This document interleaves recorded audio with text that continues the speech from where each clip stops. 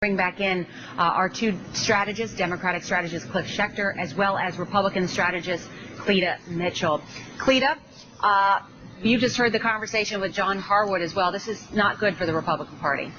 Well, of course it's not, but let me just say this. The fact of the matter is the Democrats have scandals of their own. William Jefferson, who had $50,000 of cash in his freezer, who's under FBI investigation. His chief of staff has been indicted and pleaded guilty to bribery. You have a situation with Bob Menendez, the sitting senator from New Jersey, who the FBI announced 2 weeks ago that he's under federal investigation. You have issues of ethical scandals surrounding John Murtha, but because these are Democrats and because these are media darlings, you don't ever hear the people say, well, the Democrats have this huge problem.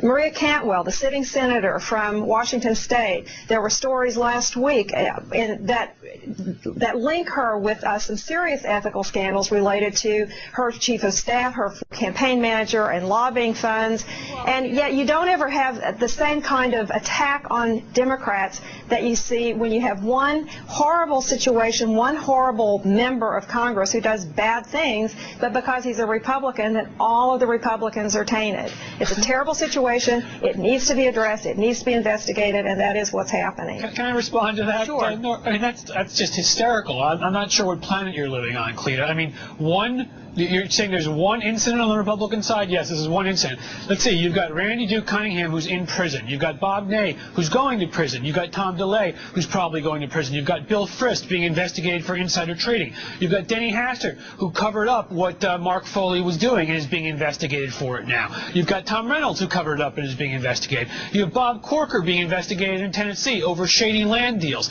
You've got George Allen being investigated for the fact that he might have stuffed a deer's head into an African-American couple's mail box back when he was a younger man. And I could go on and on. Let's see, Jack Abramoff, Scooter Libby. Do you want me to take this whole show? I mean, what a joke, Cleta. I mean, it's not even what you say is laughable on its face. One person, your whole party is a party right now that is basically a party of criminals and pedophiles. They're getting busted everywhere. You've got more and more people going to prison. Conrad Burns might be the next one to fall, as well as other Republicans. Those are absolutely not true. I mean, not true? No, okay. That is not true. Okay, Cleta. Conrad Burns, the Justice Department has announced he's not a target of an investigation. Tom DeLay, yes, he resigned, but frankly, those allegations, the indictment against Tom DeLay, were completely politically motivated. Oh, right. And money laundering is politically motivated. Absolutely. Sorry, Cleta. He'll be going to prison. I doubt that. Ronnie Earl prosecuted more Democrats than he prosecuted Republicans. Good try, Cleta. No, that's look at the charges. He accomplished his objective, which was to get Tom DeLay out of the political. Which is good for Republicans because they like the money launderers. I guess he accomplished his objective. We'll see about the money laundering. We'll see about that. And we'll see about Jack Abramoff, too. And we'll see about Safavian in the White House who's going to prison. We'll see about the 485 meetings